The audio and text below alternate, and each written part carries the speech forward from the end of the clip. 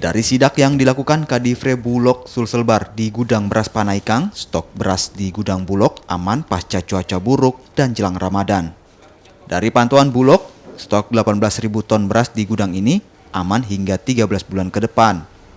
Pemerintah juga tengah menanti panen raya yang diperkirakan minggu keempat April mendatang.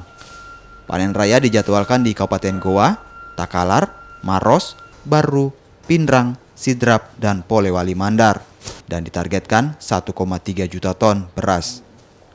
Bulog Sulselbar juga akan melakukan operasi pasar untuk mengantisipasi lonjakan harga jelang Ramadan.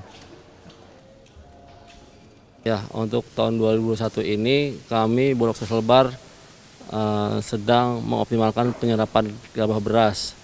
Dalam hal ini kami sudah merealisasikan sebanyak 18.900 ton, artinya masih 6% dari target yang diberikan kantor pusat sebanyak 303.000 ton.